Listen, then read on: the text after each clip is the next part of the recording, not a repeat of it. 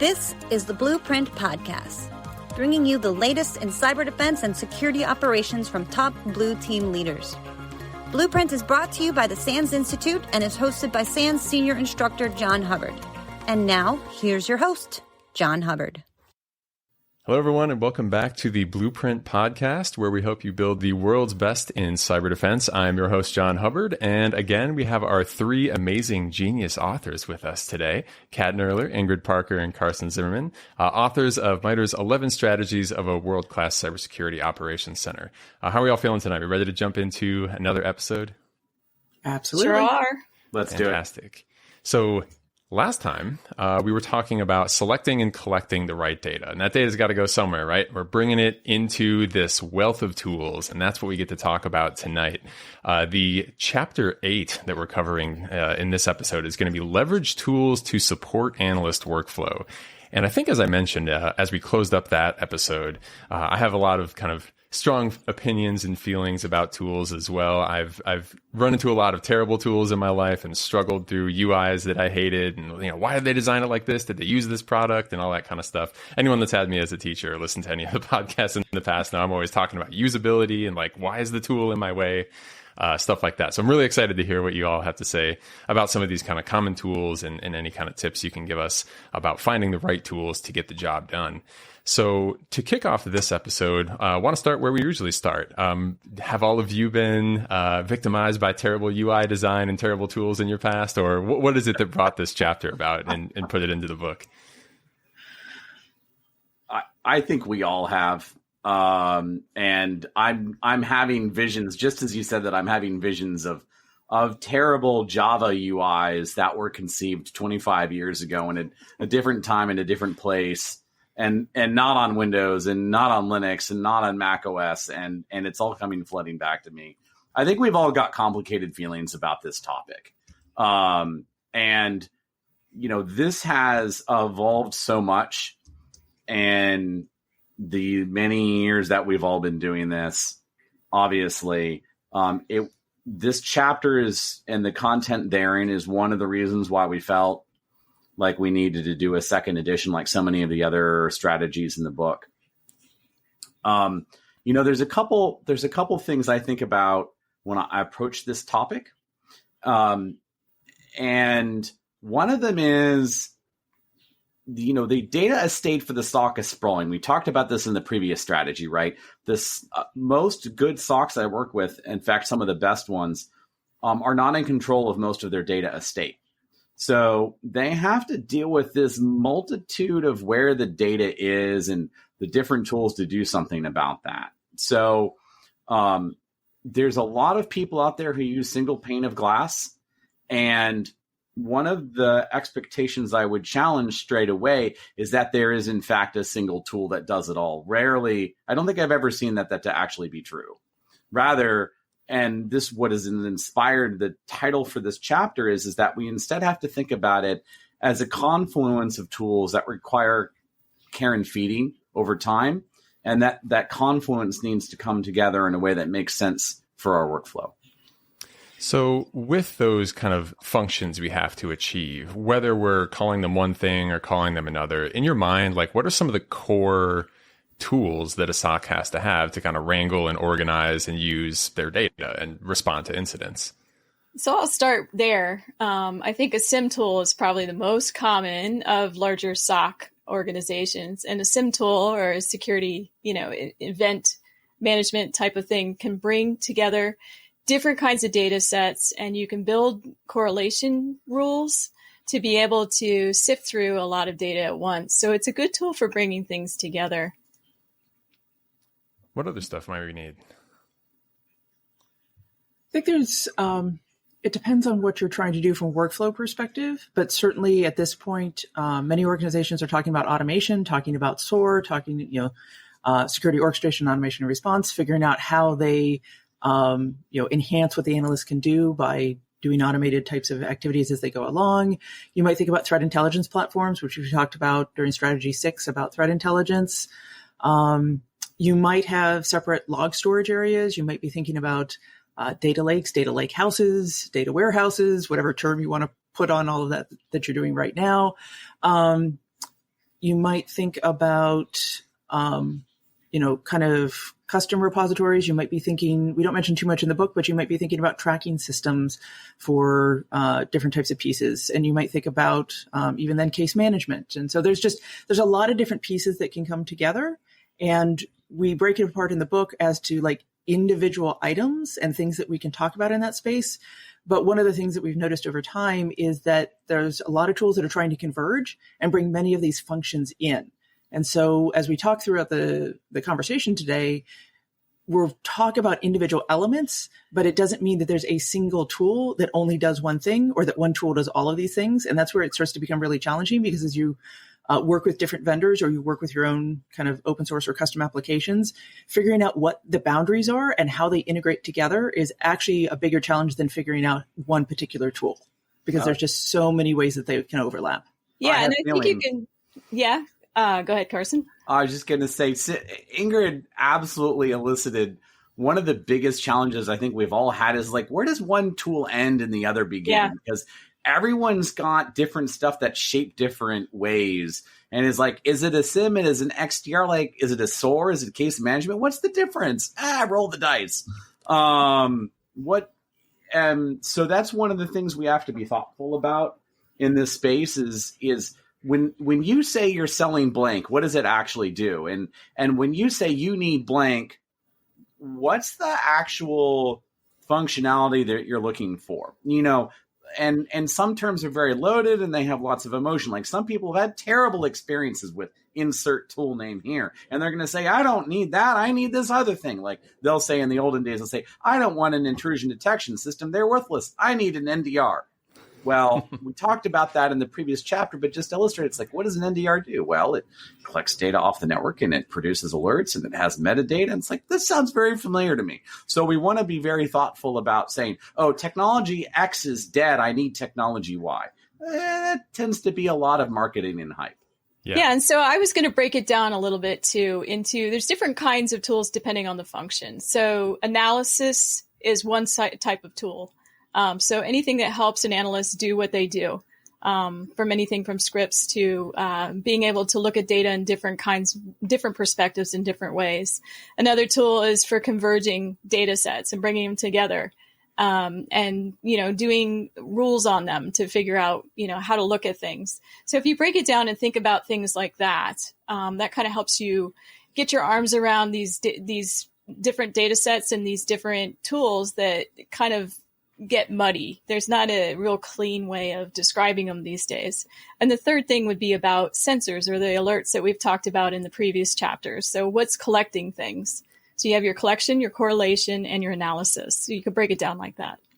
And that really goes to why we titled the chapter like leverage tools to support your analyst workflow, because it really is figure out your workflow, figure out how your team needs to function, figure out how you integrate with other parts of your organization or with peer organizations, and then find the tooling that's going to support what you want to do to the extent that you can go that route versus being driven by, we bought this tool, so now we have to do it this way. Right. So the way you break it down in the chapters, specifically the terms used there, SIEM, UEBA, case management, SOAR, stuff like that. We'll definitely talk through all those. I think SIEM is the first one in the chapter, so it probably makes the most sense to start with. When you think about SIEM, we should probably define what that means to you, or at least what that usually means. I think you've a little bit already mentioned the converging of data, right? I'm guessing that's going to be part of it. And people might be hearing that and thinking, well, okay, we don't have that. Or do I need that? Maybe we haven't bought that yet. That's one of those terms I keep hearing. Could you speak a little bit about what a SIEM is, why it's important, what we should be looking for it to do for us? We'll be back after a quick break. If you're enjoying this episode, then you're undoubtedly interested in building the strongest security operations team that you can. For those who want to go even deeper, did you know that SANS has not one, but 2 courses that cover security operations centers as well? For the leaders, managers, and directors out there, my co-author Mark Orlando and I offer 551, Building and Leading Security Operations Centers. This course covers building your team, your physical and virtual workspace, getting the right data into your tools, and then focusing on security priorities through everyday execution of important security tasks and building the best SOC team possible. For the technical practitioners out there, my course Sec 450, Blue Team Fundamentals, Security Operations and Analysis is designed to cover everything you need to jump in being the best SOC analyst that you can be.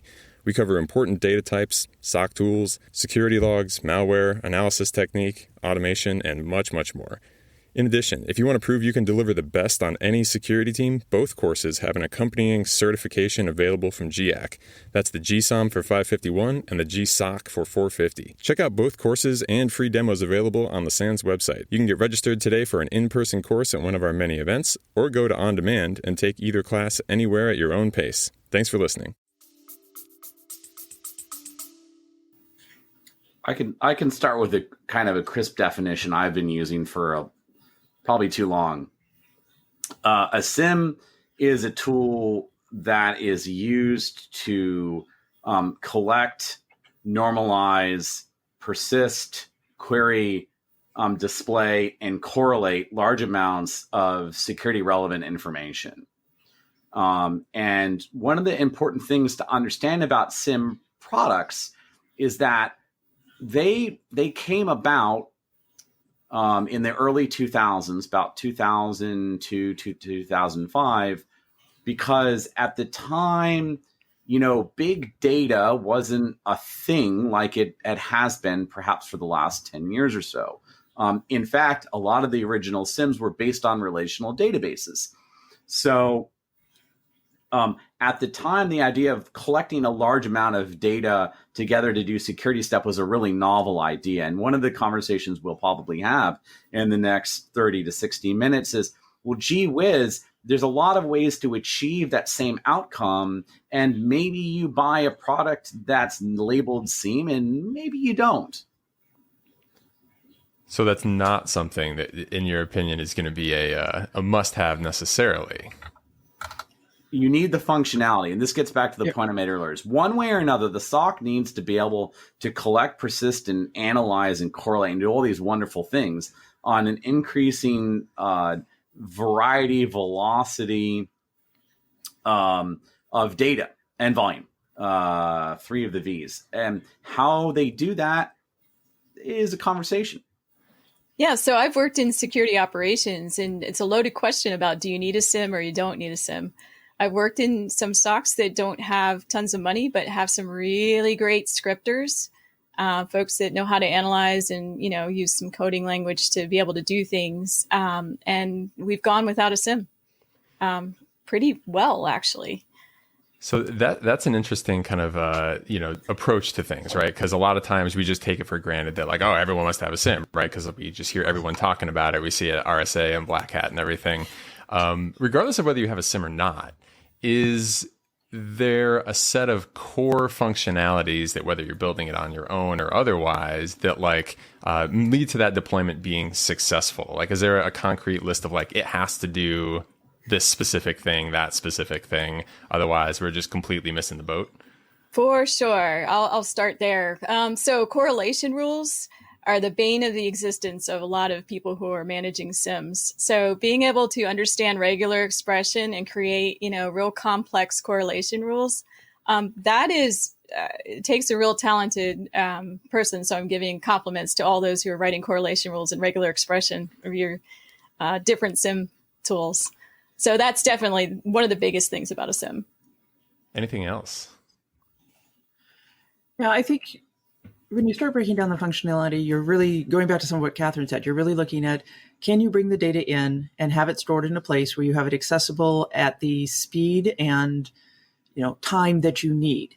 And so that's something thinking about, SIEMs are often, you might want to think about them, or think about your live storage and what you want to be able to access right now versus something that you might have in a backup data store or someplace else. So you're really thinking about how and where you store that data, how much you have at any given time, how much is immediately accessible for querying. Then you need to be able to run a set of queries on top of it to get out and extract the information that you're looking for. You need to think about accountability and logging. A lot of times a SIEM is used by organizations who have auditing requirements. And so that ability to actually go in and know when data was put in, have the provenance of it, know who accessed it, make sure that it's not going to be changed, anything else, can be a really important factor for however you store your data, whether it's a SIEM or in another location. Then you need to think about, the querying, the correlation. Normalization is one of the huge challenges because what is labeled as an IP address in one data feed is labeled as IP underscore address in another data feed, is labeled as IP, and the third data feed is wherever. So all of those things to help you normalize, whether it's the naming or the time zones or whatever else you need to bring in. And then thinking about how you do you need a workflow on top of that data in that tool, or is there going to be someplace else? So as you start doing your case management, as you start thinking about, how are you going to take the data and what you find in the SIEM and what you're looking at and start representing that or making it accessible to other analysts or putting it into reporting or doing something else. And then you need to figure out how far you need to go down that process of, does this actually do reporting correlation, with other types of data from maybe other departments or something else. So it really is thinking through the whole life cycle of how you're going to work an incident, and how actually you're going to go from event to incident to response to everything else, and figuring out what parts you want to put in that play. And so that's why we keep going back to, you can call it a SIEM, but really you're trying to fit in certain parts of your workflow and make sure that you've got the capabilities that are going to allow you to do the things in that part of the workflow. And now I have an idea for third edition of changing this completely and not talking about the tools, but talking about the workflow first and then talking about how the tools plug in. So maybe later, maybe next year. Maybe later. John, I think to double down on what Ingrid and Kathryn both said, when I think about SIEM versus going and buying kind of an ordinary general purpose big data solution of some sort or another, or an EDR or something of that sort, I think about probably 4 core features that I'll expect to see in a SIEM that may be missing from almost anything else I'd buy. Number one, I think about having a capability that has a lot of off-the-shelf, robust data collection and parsing. One of the biggest challenges, if you're starting from a generic solution, you're going to be missing a lot of those parsers, and parsers are a pain in the butt to write. Pain in the butt because there's thousands of them, and it takes an army of people, be it working for a vendor or open source community or perhaps both, to keep those up to date. So that's number one. The second is, in any modern SIEM, we expect that data store to provide sub-minute query response for what I'll politely refer to as sane amounts of data being queried in sane ways. And sane is relative to your particular query language and analytic problem. The third is that it's going to come off the shelf with a set of correlation capabilities or rules where you have this beautiful menu of things to at least start from. Are they perfect for you? Probably not, but they're the menu for you. And then finally, you have these prefabricated ways of viewing all those beautiful things you've either collected or generated. And so if I think about a generic approach, or I think of something that's not a SIEM, it's likely missing one or more of those 4 things, whereas a SIEM should be giving all 4 of those to you. Gotcha. So I like that way of breaking it down, kind of the input, can we bring stuff in and cleanly just understand what it is in the first place? Can we query the stuff that has been stored, the rule sets, and then kind of the visualizations and the viewing and the output of the reports and all that sort of stuff? Breaking that down into those pieces, I think makes a lot of sense and hopefully is clear for the listeners. In terms of maybe ROI or the value proposition on a SIEM, thinking about those things, I definitely have a lot of people ask me, I know we're paying a lot for this thing, but I'm not sure I'm getting either what we're paying for it or the maximum that we could be getting for it. Any kind of guide questions that you could give to listeners to have them maybe kind of self-reflect on, am I really getting anything or everything that I can get out of my SIEM? What should they be expecting? How can they evaluate the ROI on their purchase there? I think that you're actually asking 2 different questions, because there's would you want to go SIEMless? Would you want to say, hey, we don't want this tool, we want to bring something else in? And this is a discussion I often have, whether it's about a particular tool or whether about to choose an open source project or whether to roll your own or something else, is how much time is it going to take an analyst on your team, an engineer, somebody else to do the same things that this tool is going to do? And not just the initial time, but keeping in mind that all the vendors are constantly updating what they do, providing new features, dealing with problems. Carson was just talking about parsers, so just doing that self-evaluation of where you stand and, how much does a person cost you versus, what does it cost to buy the tool? And tools are incredibly expensive sometimes, but so are people. And so really starting to think there. And then I think there's the second question of, okay, you've decided to buy a tool, and are you going to get the value out of it? And that's a huge issue where you run into somebody who just says, oh, we're going to open up the box and we're going to install it. And we get our couple hours of training. And why is it not doing everything that we want? And Kathryn, I just cut you off. So where were you going with that? Well, I had a couple of thoughts on this. So this is back to your point about designing, Ingrid, and thinking about your workflow, right? So back in the day when PCAP was super important, we didn't use SIMs a lot for PCAP, for example, because, the sheer size and the amount of processing and all that goes along with it. Now that we have something called EDRs, that helps us with the whole PCAP problem, but it also kind of gives us some trade-offs on whether you even need a SIM or not, right? When you start talking about SIMs, they're pretty expensive. If you can do some of the similar things with EDR and say some scripts to bring in some CTI and other kinds of data, maybe that gets you 80% of where a SIM might get you. So that's how you want to look at it, is trade-offs of the kind of data that you're looking at, what you already have. Do you have some things that buy you a lot, like EDRs and memory and all those things that EDR does for you? And look at it from that direction.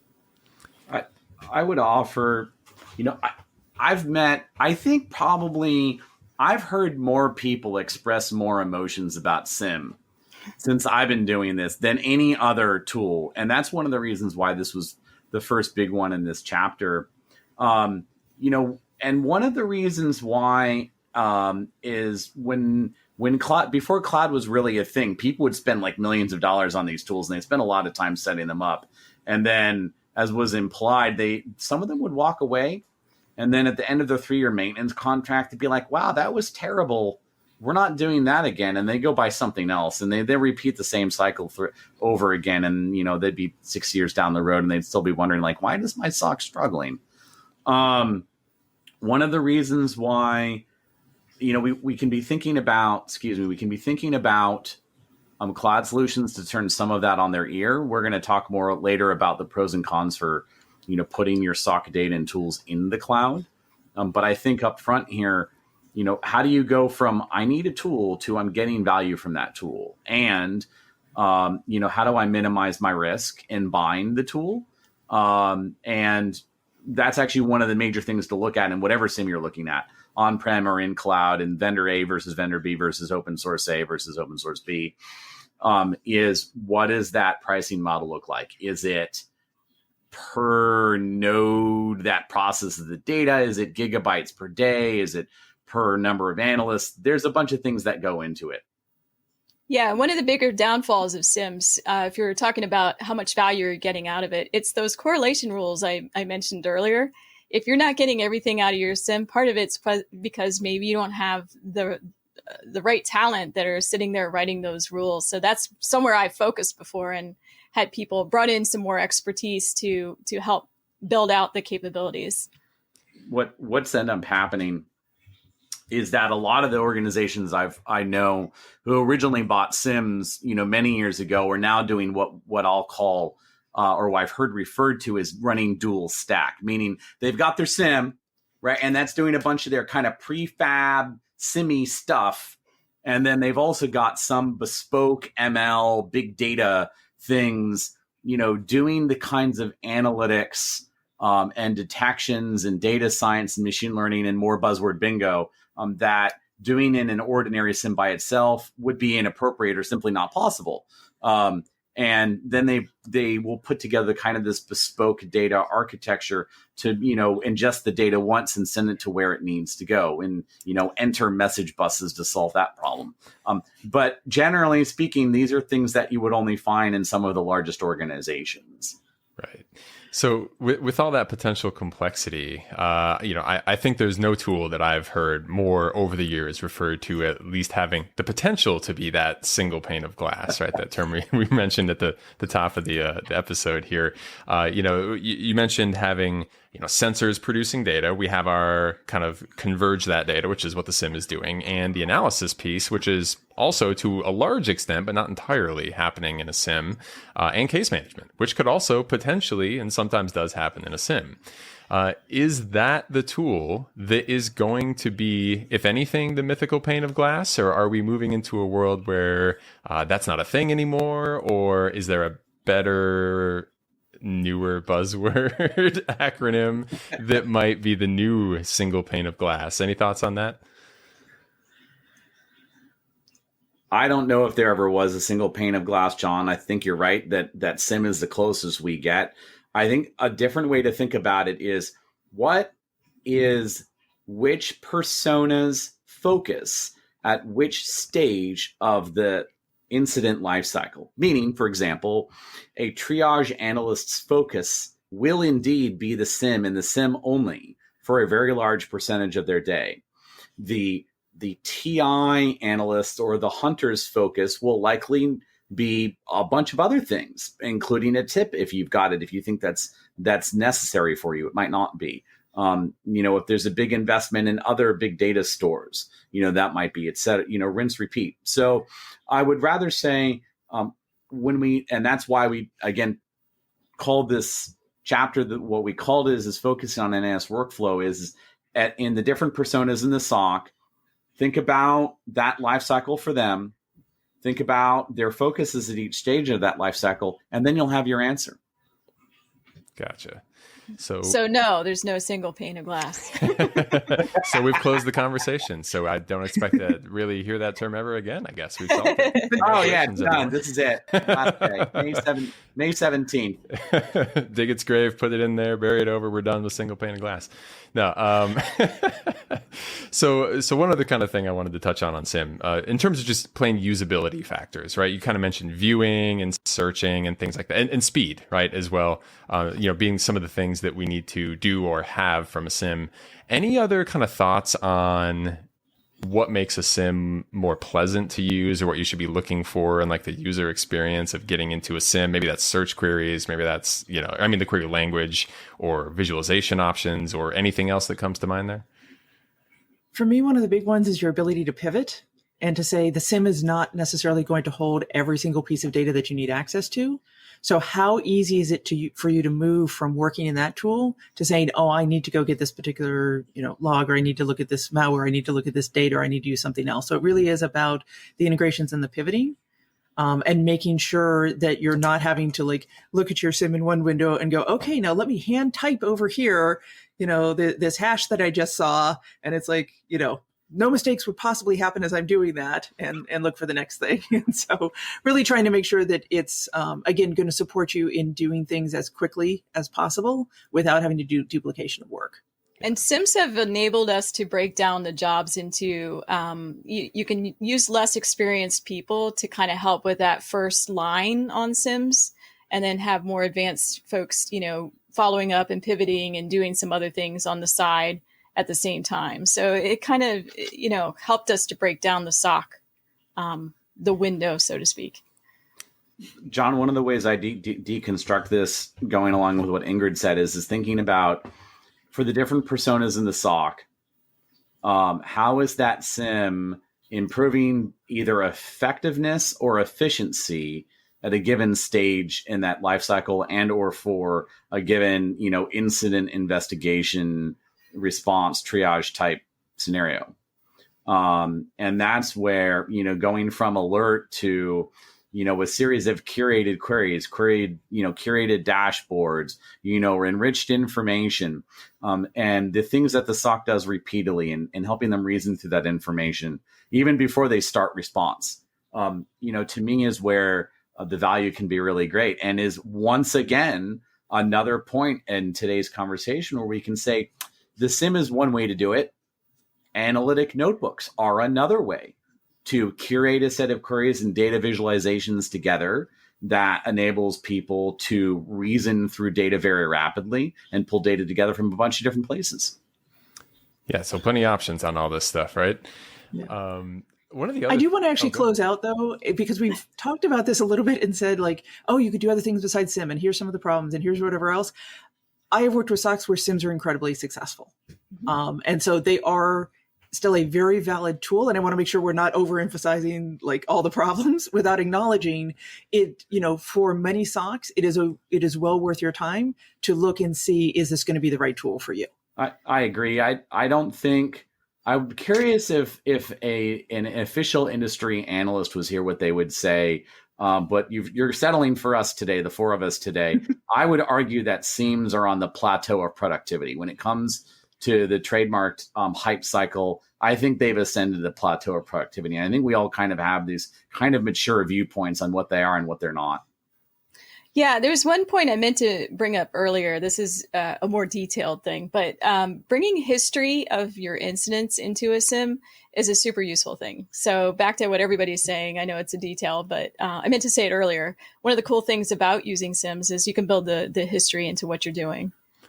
Yeah, there's a lot of, like, in my view, right, a SIM, I see a ton of value of that just everywhere. Like, largely, if you can get the right data in, if you can write the right rules, if you can make the right visualizations and dashboards, it's probably going to be worth it, right? In nearly every case, there's no other tool that really gets all your data in one spot, makes it more usable. The slide I have in my class is like, it's the tool that turns the coal into diamonds, right? If you make it do that. And so it may not be making your data, but it's probably, or should be, making your data better in a lot of cases. And as long as you have enough data to justify getting a whole system to do that and have those specific needs, and you don't have other kind of scripts that can do that, I think it's definitely a well-justified tool in nearly all cases. And yeah, very mature product that's been around, as much as everyone loves to, joke and point out some of the ways we can mess up with it, because it is complex, right? It's easy to mess up, easy to not get the value. But I think in general, yeah, solid bet for a lot of people.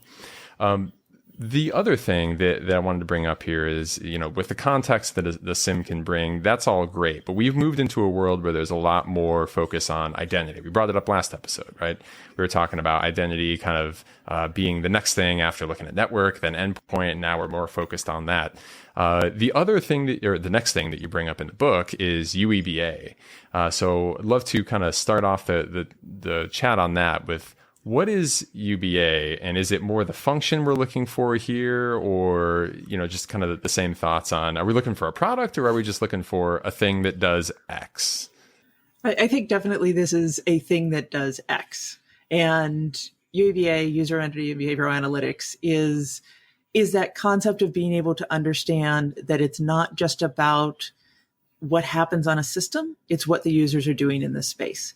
And especially as we talked in the last episode, more towards SaaS applications, you maybe not even hosting a lot of the kind of data stores and applications that your users are getting involved with, really understanding what's happening in that space, who's using it, are they allowed to use it, when are they allowed to use it, are they accessing it from a different location, are there things that seem off about the kinds of activities that they're doing.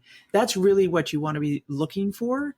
And with this, you're talking about users and entities. So you're also looking for, devices and, kind of the service calls and the things that are you're really looking for those anomalies of what's expected in your environment. And so this is one of those areas where people might look at it from an identity perspective and say, hey, yeah, there's a lot of tools out there that are capturing this now. You might also be looking, this is a place where, the machine learning data lakes, other things are coming in where people are trying to say, okay, how do we model behavior in our environment? And this is a tough one because there are some environments where, yeah, you expect a user to log in at a certain time from a certain location. They're in the office. They're doing what they're doing. It's a 9 to 5, whatever. And then you have remote work. You have people that are on shifts. You have people that travel around the world. You have, devices that might be used between multiple people. You have all of these things that can make it really complex. And so this is this is one of those where companies, and the reason we talk about it from a tool perspective is, there are companies that are spending a lot of time to try and figure this out and put those machine learning algorithms on top of it and figure out how does this all go together, which is something that many SOCs, cannot afford, and there just aren't enough of the people who can do these kinds of analytics, for every SOC to bring in their own person to think about this. The challenge is when you start doing that from a vendor perspective, they're looking at it from a very, kind of broad lens of, hey, these are things that typically you might find to be unusual or you might find to be different, but these systems require a ton of tuning to actually make them appropriate for your environment.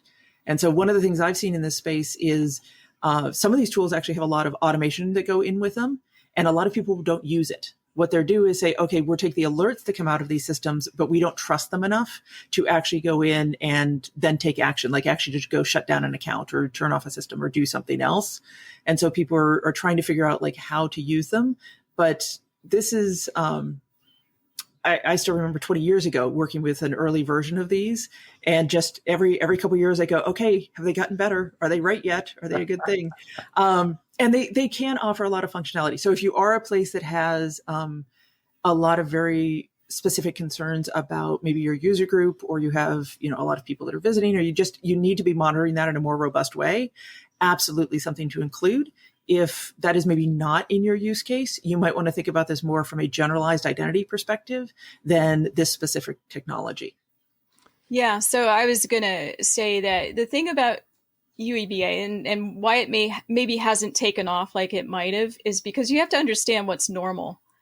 And finding out what's normal for most environments is near impossible to do. If you're in anything other than a strict 9 to 5, we only use Office products kind of situation, then UEBA probably will work for you. But if you're a massive research organization that does different things every week and uses all the ephemeral ports all over the place, it's really, really challenging to come up with what is your baseline and what is normal.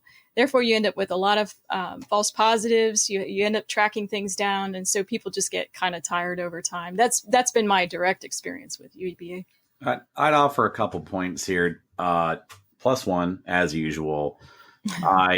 I think we look at it as a set of functions, and we can achieve those functions by buying a product or not.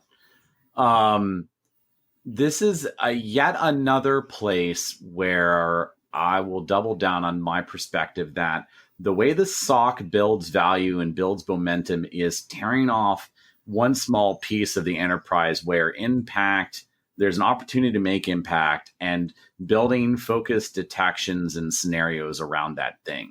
So as Kathryn was talking about, taking any capability, UEBA or otherwise, and just throwing it on a highly heterogeneous organization and expecting magic to come out, probably not work out the best for you. However, if you have a constrained set of engineers or help desk people or people within a constrained set of roles with typical patterns for data and access and whatnot, you're probably going to make a lot of hay pretty quickly.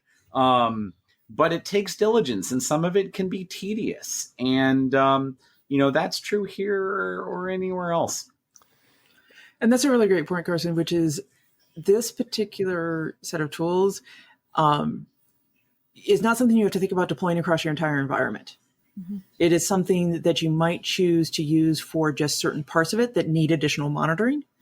And where this is, you can reduce the amount of false positives overall that you have and just say, okay, we're looking for something very specific here. Yeah, that's actually a really good point. When someone's looking at the UEBA product, and let's assume for argument's sake that product is costed on the per seat basis, mm-hmm. and you say, well, I've got 50,000 people in my enterprise, and each of those people have 4 accounts. Boy, you just got a pretty big bill pretty quickly. Why not focus that down a little bit to get started? Yeah. That's one of the things I commonly bring up as well, is because I've seen that as well, right? I worked in a very large organization, hundreds of thousands of assets, and we tried the let's turn it on and see what we find. And of course, it's just right? And goes off like an alert bomb. And after tune, yeah, it did find stuff, right? And we did find some useful stuff, but there was a lot of work that got into it.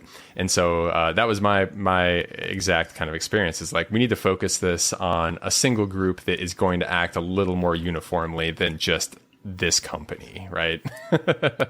And then I kind of thought about it, and I was like, well, given the stuff that we found, to some degree, had I known that we were looking for that going into it, maybe I could have actually wrote some of those rules without the machine learning magic. So if there are people out there that are like listening to this and like, yeah, we're not fancy enough for getting into machine learning tools and spending all that time, do you think there's still value in trying to write your own kind of identity and entity based rules, just looking for anomalies based on purely, Windows logs and that kind of stuff?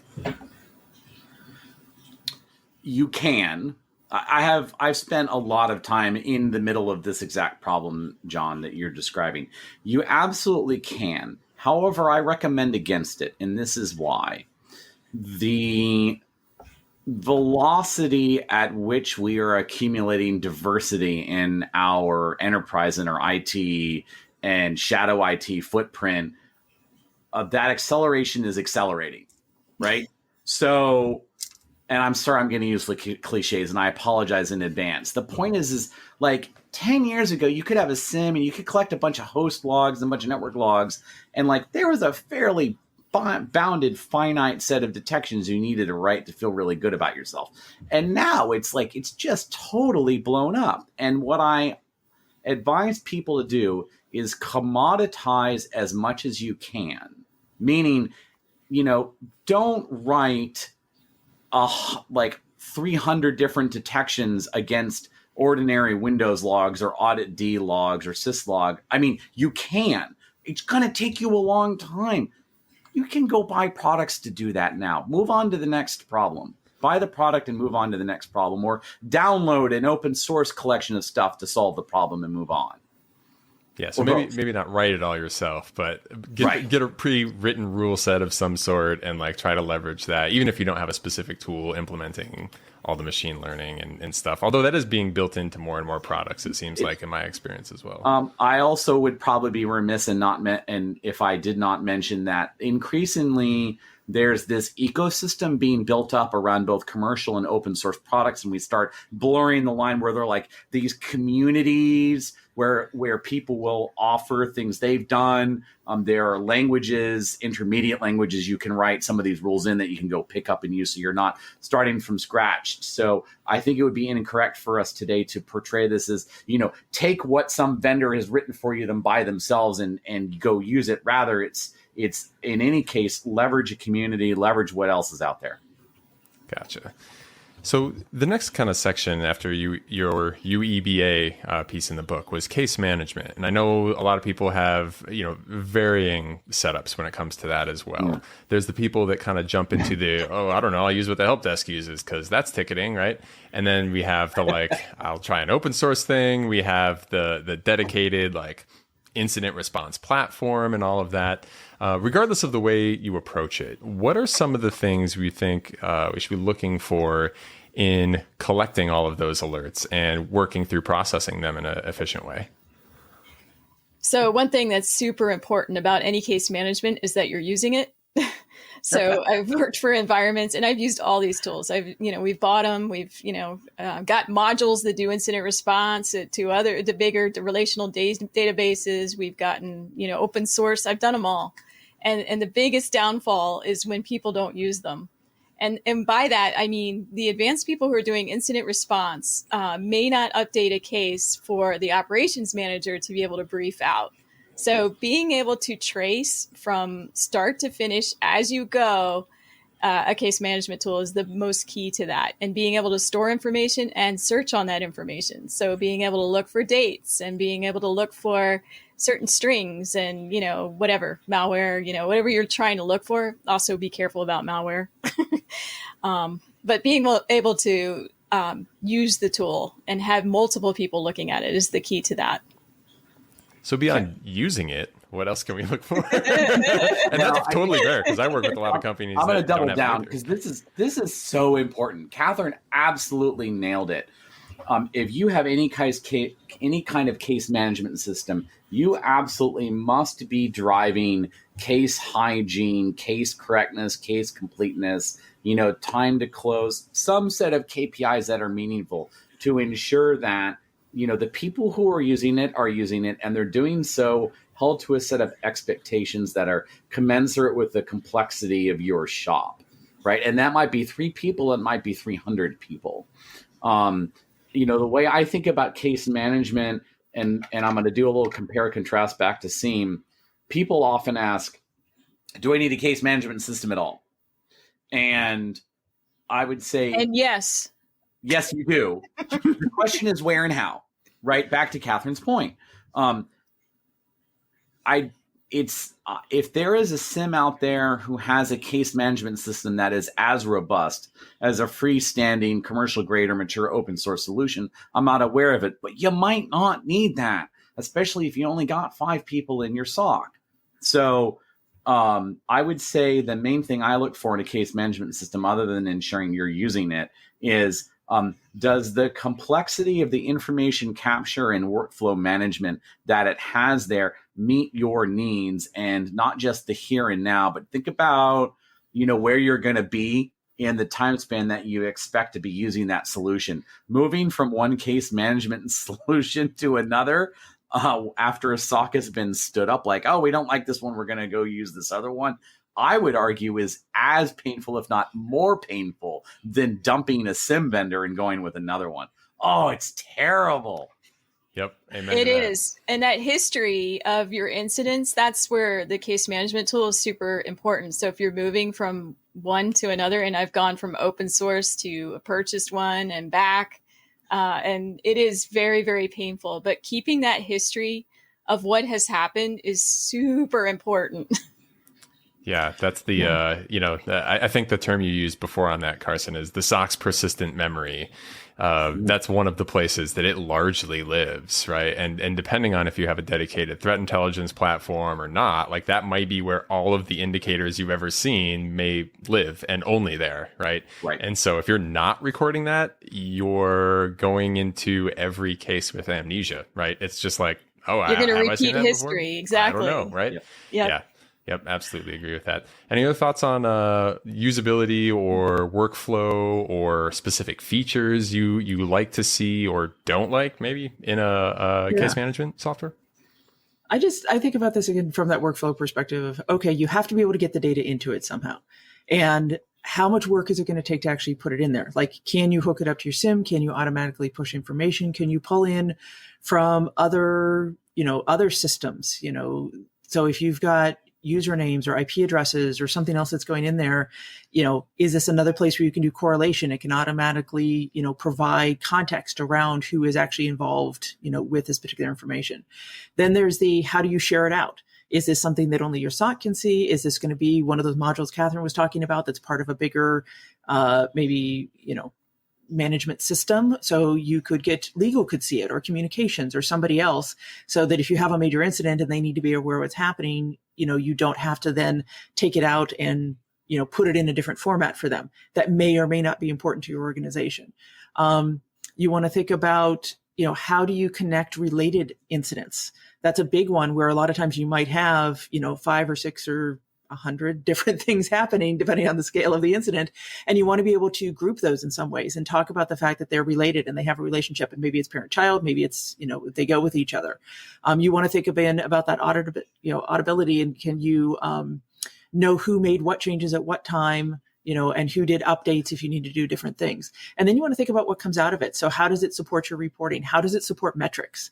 Especially, that's a way. This is going to be one of the ways that the SOC is going to show value over time, is being able to pull those metrics out and show what's actually happening and show what work they were doing. And so having that kind of system where you can go in and query and pull the information out and have it in a structured format, and to be able to kind of add the fields and the tags and the information that you need to make it valuable for how you need to present that up to your leadership team is going to be really important as well. So again, it's about what's your workflow, who are the people you work with, what access do they need to have, and how do you need to get the data in and out of it in order to support. And unfortunately, I could say that about just every tool that we have that we're talking about, but that's a lot of what it comes down to. And then you just look at, okay, and visually, can you look at these things and are they pleasing to look at? Does it make sense to click on this button to get to that next place? Because if it doesn't do that, you're not going to get people to adopt it, and they're going to go back to their spreadsheets. That's where they're going to track. I want to pull the thread on one of the things Ingrid just mentioned, because this is also this is another source of conflict and emotion in every SOC I've run into. when you graduate from a system that is a fairly inflexible ticketing approach to one where like you can paint UIs with boxes and buttons and dials and you can, it's like painting, and like you've got to resist the temptation from going absolutely bananas straight out of the gate, because otherwise the analysts are going to be like, it's taking me 10 minutes just to close this one case and I got to do 100 of these today, and like they're just going to revolt. So as you increase the robustness and complexity of what you're implementing there at every stage, it's important to get that buy-in from the user community, because they've got to feel like, hey, it's worth my time to fill out this field. I'll give you an example. One of the 3,762, I just made up that number, of things that you can track in your case management system is, did I have the data I needed for this incident? And one of the closure criteria for a case can be yes, yes, no, or partial. And the analysts need to understand it's in their interest to actually fill out that field accurately, because then they can go make a case for not having the data they needed 372 different times last year. So get that buy-in as you go.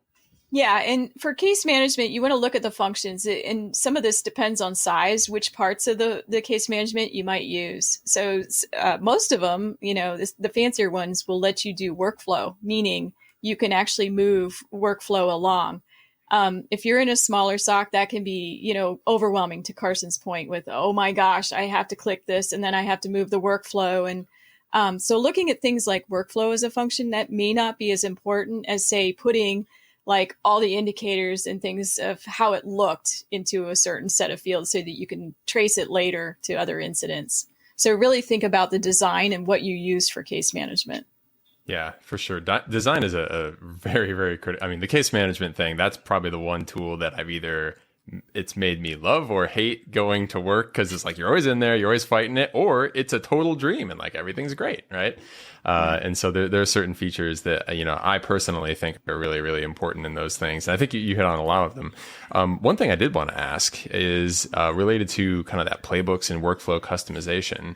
Could you speak a little bit about where the sweet spot is on that? Are we trying to take the definition of workflow more toward the extreme? First you click this, then you click this, then you do this, or do we want to have it more open, or probably somewhere in the middle, right?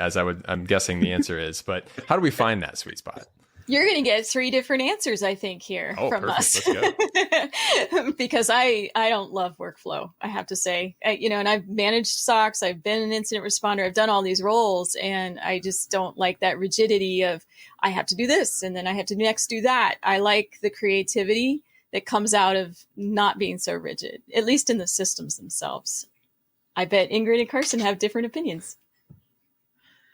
I fall a little bit farther on the spectrum of, I like having the playbooks. I like having the, definition and checklists and the things that you can say, okay, did I do the main points that I needed to do? Did I work, is there anything I forgot? Did I hit this, the intent of what we were trying to do? And figuring out how to do that in a way so that, as a manager in a SOC, like as the and this is the problem, as an individual analyst, like, just leave me alone, let me do my job. I'll tell you the answer in the end. As a manager, it's, please give me all the data, have it in a structured format, and I need to be able to do a report out of it. And so that's why you end up somewhere in the middle of, I think you have to have some level of playbook and repeatability and structure behind it, because otherwise it's going to be, it is very helpful for people that are earlier in their career getting into this space. It is very helpful for the managers. And then you just have to figure out what is that spot for your senior people that doesn't break their creativity and doesn't squash their hopes and dreams every day that they come in, and allows them the flexibility they need to actually be the creative people that they can be. So I think we're actually fairly aligned here. I've seen really well-meaning, experienced IR managers come in and say, we're going to take our 8,000 pages of SOPs and right into their case management system. We're gonna turn every SOP into a case management workflow. It's like, whoa, dude. The point about being supporting creativity, while reconciling that with consistent information capture, to me is one of the most important pieces in that.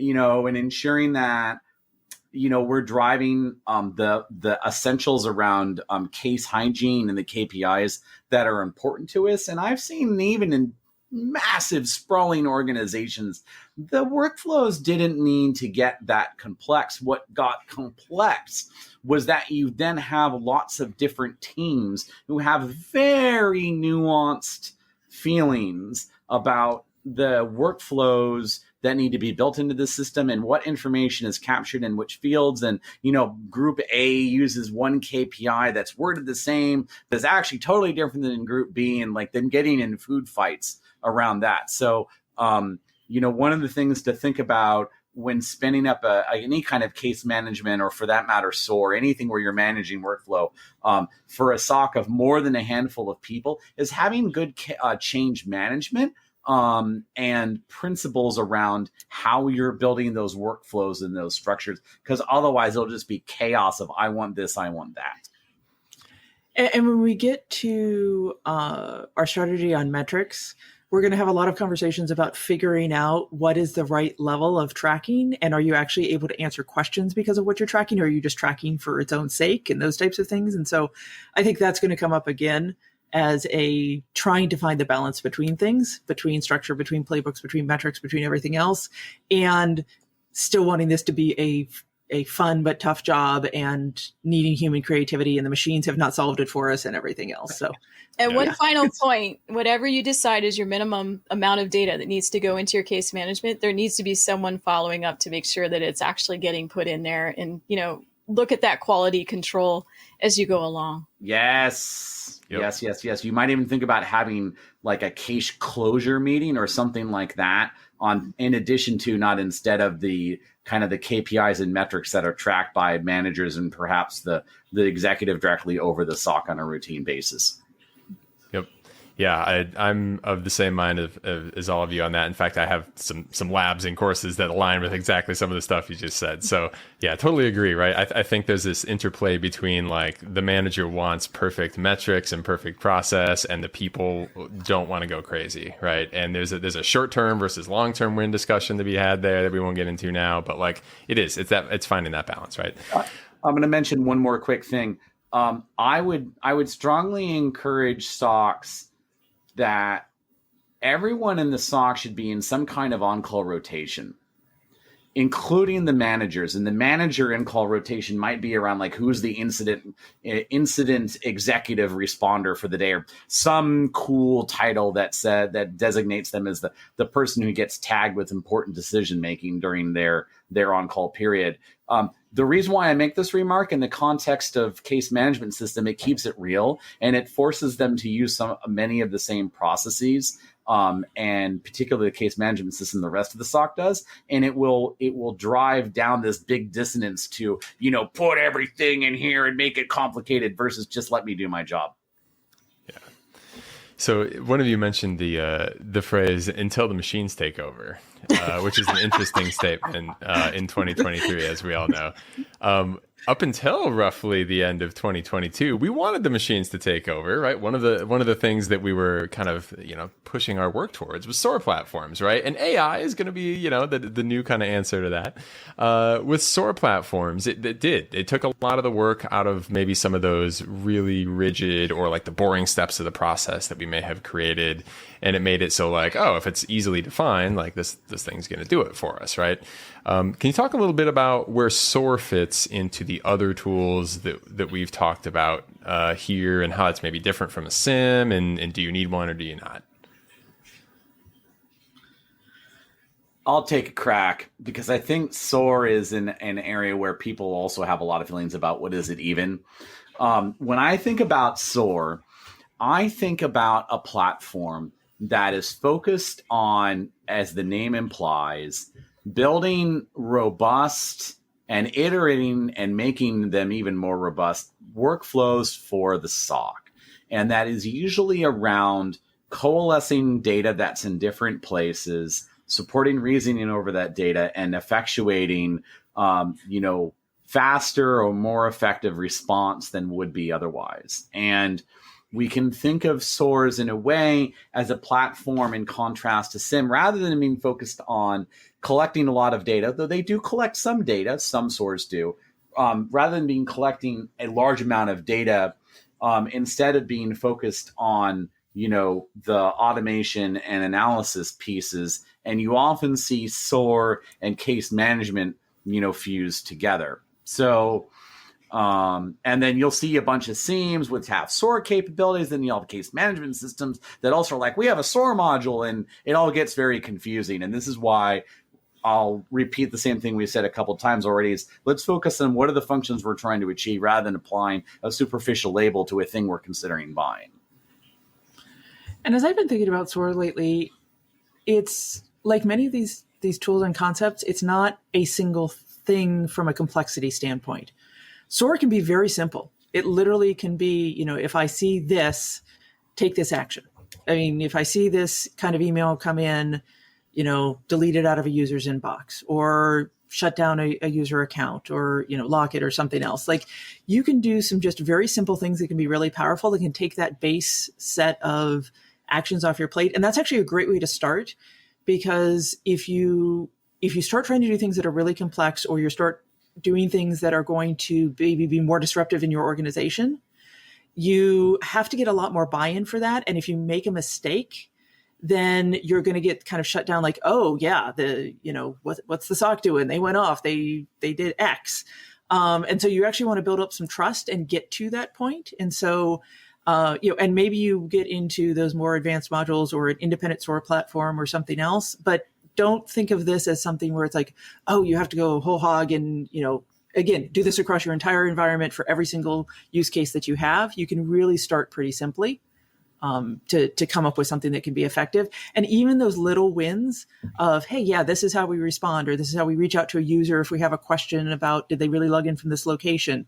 All of that can take workload off the day-to-day actions from the SOC team. And that's really what you're trying to get. The two things you're trying to do are, one, be faster at your response. Well, I guess you're doing a couple things. You're trying to be faster. You want to be, as fast as the machines. Two, you want repeatability and, kind of feeling like, yeah, when this happens, this is always the thing we want to do. And so you don't have to get the variances of how an analyst might do it if you know that you've got that standard to it. And then three, you want to make sure that the analysts are focused on the things they need to be focused on, which are the more human-based things than what you can actually do the automation on. And so, but I think it can really be a very simple thing without having to think of it as this big complex problem. Yeah, and maybe I'm saying the same thing, Ingrid, or maybe I'm building on it, but it's basically, how can I expand my responders' role? How can I extend what they do by augmenting what they do with some automated little things, whether they be bringing data together more effectively, or actually taking some actions somewhere. Of course, we want to be careful about taking automated actions. We've, as AI and ML become a lot more prevalent, we need to be thinking about not doing denial of services and not creating malicious machines that take over for us. But I do think we are already working with AI and ML type algorithms to be able to look more intelligently at large data sets across a lot of different things. And it is starting to show some promise. You were talking about user behavior analytics earlier. That's an area where AI can really be useful if we do it in a smart way. So we're looking to augment what an analyst does. I think that's what SOAR can do for us. Yeah, I want to expand on something Kathryn mentioned. When people approach SOAR, they often immediately get these visions of strapping lasers to sharks and having sharks with frickin' laser beams and shooting those lasers at cyber adversaries in cyberspace in sub-millisecond times, pew, pew, pew, like pew maps, and it's all quite terrible and humorous. And my number one recommendation for SOAR, which is consistent with a more general recommendation I make in the sense, is start with collecting and enriching information about whatever the analyst is first.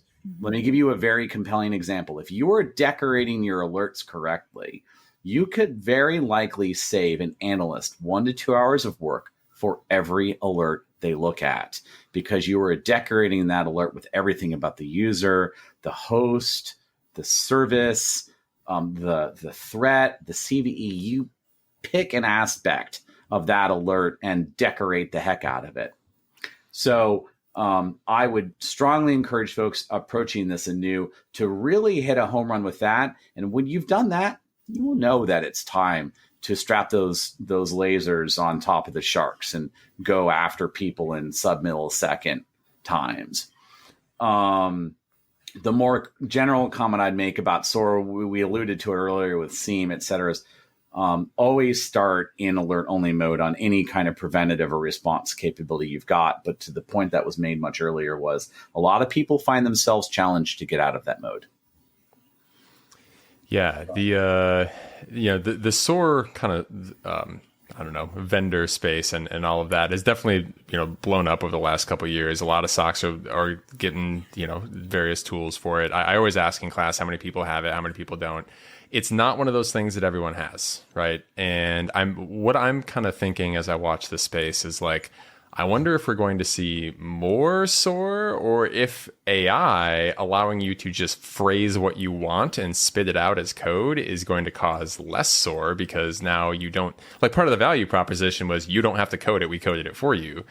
But when you can just ask for that, I'm wondering what that's going to do to the market as well. So you're absolutely right, John. I think it's a means to an end, right? And with the emergence of a lot of cloud-based computing, you also have this intermediate piece, right? You had SOAR, and then you've got a lot of the ways to achieve the same outcome based on cloud-based automation frameworks, which are also kind of codeless, broad-scale automation. And you can go get them for, just pennies to be able to go do stuff that it would have taken a tremendous amount of things to build on-prem before. Yeah, so definitely options are expanding in that field. So very we'll kind of fast. see where that goes. Very, very interesting space. I think we're all in agreement that automation is generally always better until it isn't, and you've told it to do something you shouldn't tell it to do. But faster, more predictable, all the reliable response kind of stuff you brought up is exactly what I hear people kind of using it for. And phishing is the one. Like, I ask every class, what is your killer use case for a SOAR platform and your automation frameworks and stuff? Phishing is every single time that is the answer. And so if you haven't started this before, take that for what it is. I hear a lot of people use it for that in a lot of successful ways. And I think it's because it's a fairly standard problem. It's like, you have to take apart an email. We can parse an email. We can do these things with the pieces. So, that would be kind of my thoughts on that sort of thing. Is I hear a lot of people jump in on that. I don't know if there's any other use cases that jump to your mind that you always see people use. Any other, like, oh yeah, definitely do this specific thing with it? Well, I mentioned the one big one I always think of is of alert enrichment, and or automating elements of engaging users, which might overlap with your fish example. The SOC, especially if it's doing anything in the realm of what either you'd buy or implement that smells like UEBA, the frequent "was this you" emails saying, "Hey, we saw you do something that was weird. Was that you?" There's a lot of automation opportunities there. Yeah, I've seen examples of that, like not just over email, but like over Slack messages or whatever, and saying like, "Hey, yeah, was that you?" Hit acknowledge, 2-factor auth, like all that kind of stuff. And that's a cool way to get rid of some of maybe those anomaly alerts that would otherwise have humans talking to other humans in a slow way, right? So definitely that's one of those sky's the limit. You can do kind of whatever your specific use case is, but certainly a very value-added product as soon as you come up with those use cases. The last thing I want to mention, the last piece of this section here, and I've been maybe the most excited about getting to this one because I'm really excited to hear your take on this, is protecting all of these tools, right? The SOC enclave, as you call it. And I think I want to start by throwing this specifically over to Carson, because I know that things have changed in this chapter from the previous version of the book. You had mentioned that before, and that was one of the things I was thinking as I read it as well. Could you start with a little bit about what is the SOC enclave, and how has your thinking about what's necessary there changed over the years? Thank you. I have lots of feelings about this, and they're very complicated, and they've evolved over time. The SOC exists predicated on the idea that the enterprise it protects will be intruded upon in a major way at some point. And the SOC needs to be able to continue operating through such a condition. This in turn means that it must be able to trust the tools and data that it has in the presence of an advanced or persistent threat. And in that way, SOCs are obliged to protect those tools and that data from, other parts of the enterprise. It needs to insulate them in some way. Taken to an extreme, this can feel like the SOC has become a black hole, and an event horizon forms around the black hole, and all data goes into the SOC, and it never emerges, and you never hear from that data ever again. And that's not good. The SOC needs to be able to constantly interact with its users, its services, its executives, its partners, and it needs to be able to pull levers on a increasing set of response actions that grow over time. So there's no absolutist way of doing it. There's no way of saying, I'm just going to one-way feed all of my data to the SOC, and that's that. And what so in the first edition, in 10 strategies, back in 2014, I made some fairly absolutist statements like never join the SOC's tools or data or users to the same Windows domain or Active Directory forest as the rest of the enterprise. I stand by the assertion that that's probably non-ideal for a lot of circumstances. However, there are many SOCs that don't have that luxury. And there's this sliding scale of risk and complexity and dollars you want to spend on how to solve these problems and where in the spectrum you fall. Speech over. Perfect. Yeah. So go ahead. Yeah. So it's a real simple thing. You don't want your adversaries to know that you're tracking your adversaries.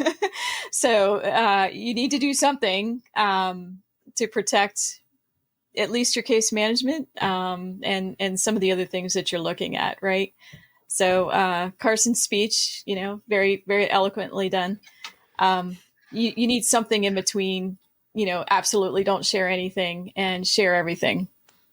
So could you give us a kind of example or two, like a quick specific, like attacker gets into the environment, what are they doing to the SOC or to the SOC's data or to the SOC's accounts, and how are they doing it?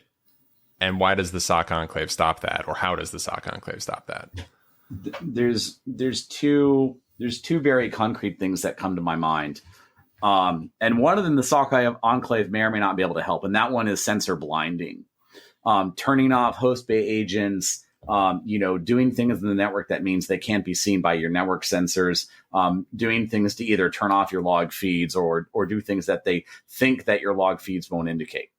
So that's the first. And then the other one, it goes along with exactly what Kathryn was talking about, is that the adversary using your tools as a means to understand what you see. And then to be able to act just as fast as you are because you see what they see, or they see what you see. Same difference.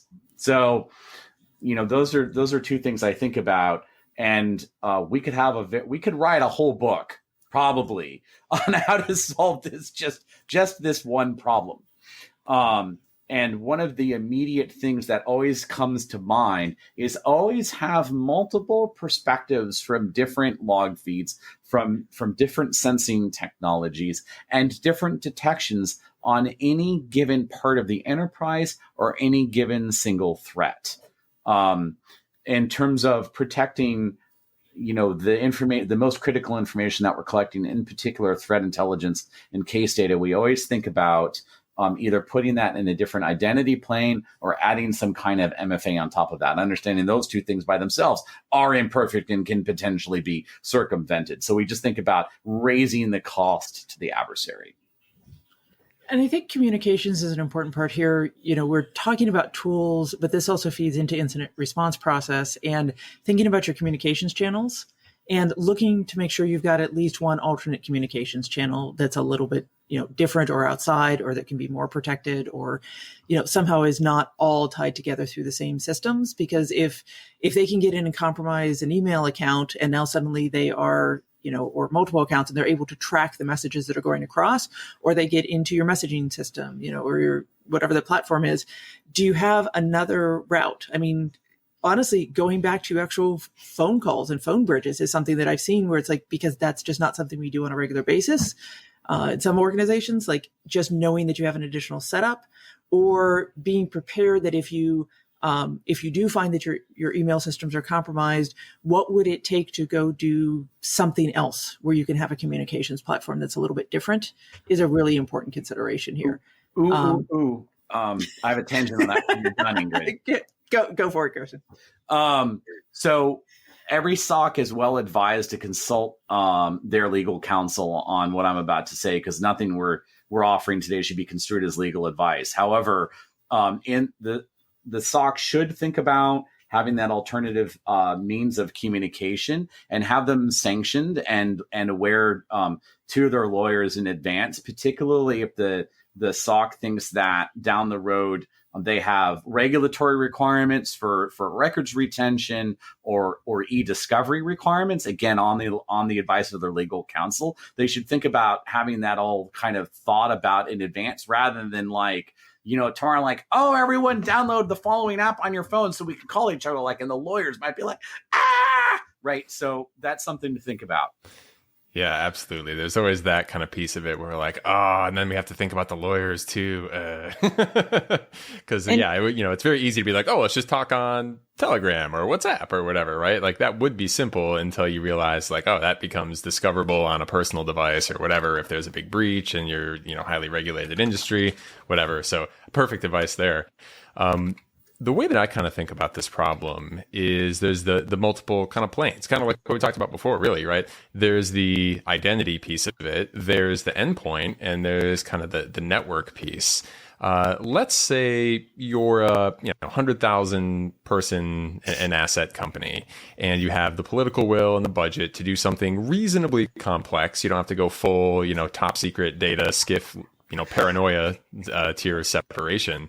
What kind of like practical things would you suggest for a SOC to like do? What would your setup look like in that situation? So if you have the means, I have procured separate network connections. So you can buy, different kinds of networking and multiple vendors across that networking.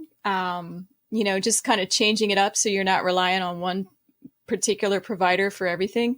Turns out voice over IP tends to be intermingled with some. So it is good to look at multiple carriers for your networks. It's good to look at different kinds of communications.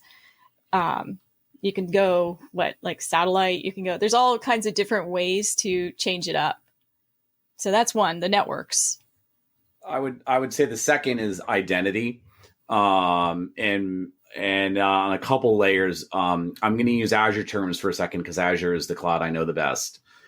So in Azure terms, the SOC would think about having a separate AAD tenant, or failing that, separate Azure subscriptions in which to put its stuff and its users, providing it some insulation from compromise of that. And we also think about the on-prem federation for that as well. And there's some implications on email and collaboration and chat.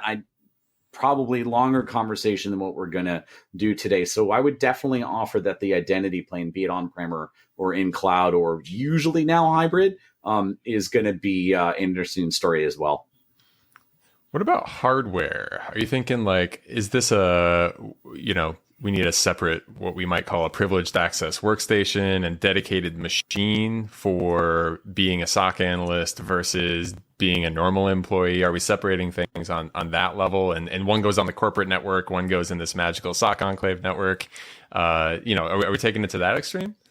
I use Carson's phrase, I've got feelings. Let me tell you, I have set up a dedicated network with one computer on it that collected dust for 2 years because it was by itself and it was very secure, but no one would go over there and use it. Yeah. So you have to provide ways for analysts to be able to do their work, right, across different kinds of networks and things. So if it's its own dedicated box, it'll be lonely sitting in the corner. Yeah.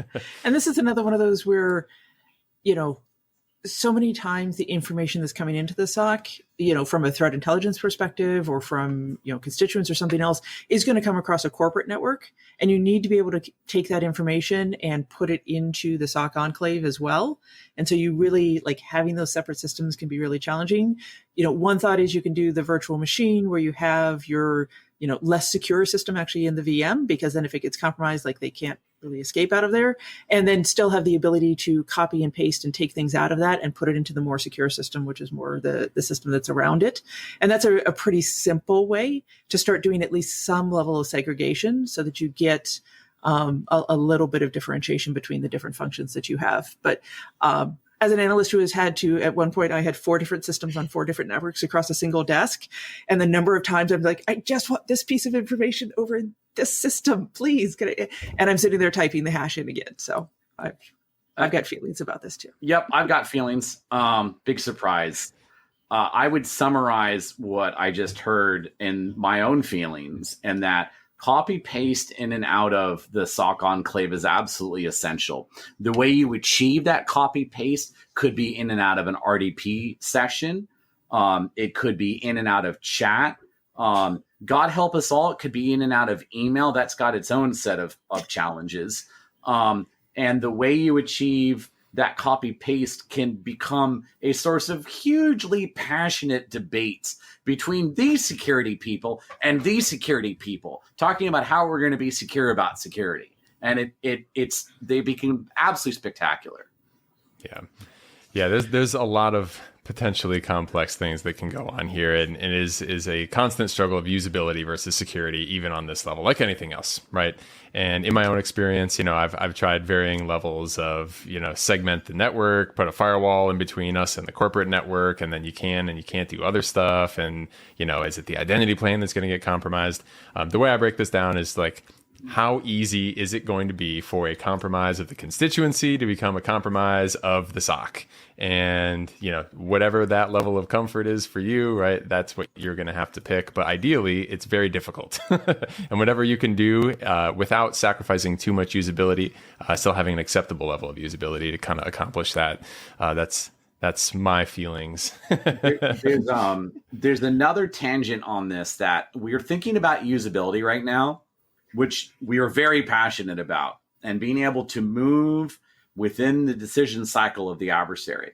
One of the other things to think about in terms of the SOC enclave, and you may have feelings about on-prem and in the cloud and putting SOC tools and data on-prem versus on the cloud, et cetera. One of the essential things to think about here is how quickly can the SOC iterate, not only through an incident and through that incident, that alert lifecycle we've talked about, but also iterate and improve its own tools and capabilities, right? Being able to deploy new capabilities to perform data analysis or, getting data from point A to point B, et cetera, in the cloud is massively transformative, massively. And one of the very important things for the SOC is if it's going to go put its stuff in the cloud, it's got to get really good about how to secure that stuff in the cloud as well. And for that matter, which cloud, right? Is it the same cloud as the constituency or not? So there's some intricacies there, and there's regulatory implications. If the SOC has data subject to regulatory scrutiny and it puts its data in the cloud, where is that data going? And are there laws or regulations that are relevant to that conversation? Yep. Yeah. A lot of potential concerns, but a lot of, hopefully things are getting easier over time, right? That kind of open up the ability to move data around, and as long as you know how to secure the cloud, right? We're potentially in a and that's a whole different conversation, a world of things getting better and going in the right direction. So to close this up, any final thoughts anyone wants to throw out there on usability for SOC tools or integration or anything else that has gone unstated so far? I'd go back to something I said in strategy 3 is always be getting better, but stated better than that. Meaning, we've had this conversation about the SOC tools and SOC architecture and SOC workflow. And I think this is another time to repeat the importance of having those engineers or the people doing engineering and development for the SOC, frequently have contact and an intimate, nuanced understanding of what the analysts, the investigators, the responders, the triage folks, who, whatever their titles are, what do they do every day, and how do we constantly make that better? Yeah, I guess what I would add to all of this is that tools make and break security operations. When you have cool tools, it's easier to attract and keep, really great analysts. So making sure that you just constantly evolve your tools and your ability to correlate and bring things together, that's fun for analysts. And it's a place where I would focus for any SOC. And I think building from some of the things we've talked about with people and kind of taking what both Kathryn and Carson said and building from that is you have to give your team the time to actually understand these tools, to learn these tools, to research the tools, and to evolve the tools over time.